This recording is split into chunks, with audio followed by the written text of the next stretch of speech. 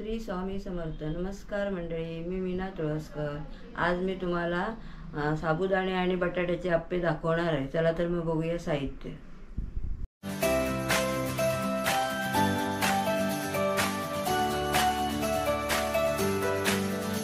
साबुदाणे 5-7 मी भिजत ठेवलेले ते असे झाले आहेत. हे बटाटे 2 उकडून ठेवले आहेत मी, ते सोलून किसायचे आहेत मला. त्याच्यामध्ये घालण्यासाठी कढीपत्ता, हे मिरच्या आहे 4-5, हे जिरं आहे, हे कुटून घालणार आहे मी, ठेचून घालणार आहे खलबत्त्यामध्ये.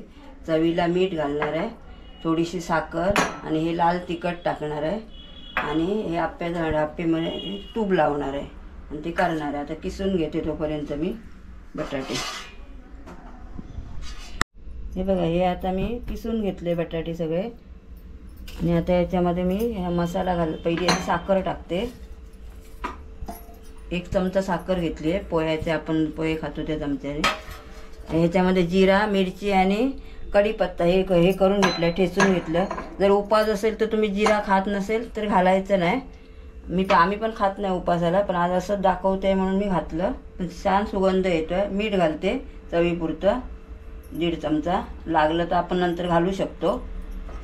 आणि थोडीशी लाल तिखट तुम्हाला हवी असेल तर तुम्ही घाला, नाही घातली तरी चालतं. मी घालते कारण छान दिसतात ते, म्हणून अर्धा चमचा घातलं. नुसती मिरची पावडर आहे, बाकी काही नाही त्याच्यामध्ये. आणि साखर घातली. आता हा मसाला घालते. पहिले आधी साबुदाणे घालून घेते. हे सगळं मिक्स करायचं आहे. जसे जसे हवे तसे आपण साबुदाणे घालायचे. तर हा मसाला पण घालते, ठेचून घेतला आहे तो, मिरची आणि हे सगळं घालून घेते. हे बघा, हे मळून घेतलं. आणि आता आप्याच्या भांड्याला पण तूप लावून ठेवलं आहे मी. आता हे असे गोळे करून करून मी त्याच्यामध्ये ठेवणार आहे. हे बघा असे हे सगळे घालून झाले. आता 5 मिनिटं असे झाकण ठेवतं असं. नंतर मग आपण पलटी करूया. एका बाजूने फ्राय झाले काय. हे आता बाकीचे करायचे आहेत, ते नंतर करते.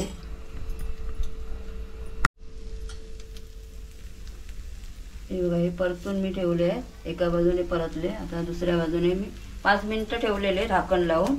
आता हे परतले मी, असे फ्राय झाले, एकदम फुगून आलेले बघा, मस्त एकदम.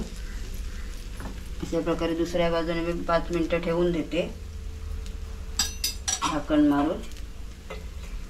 ही जर रेसिपी आवडली असेल तर लाईक करा, शेअर करा, सबस्क्राईब करा आणि कमेंट करा. आणि नक्की करून बघा. धन्यवाद.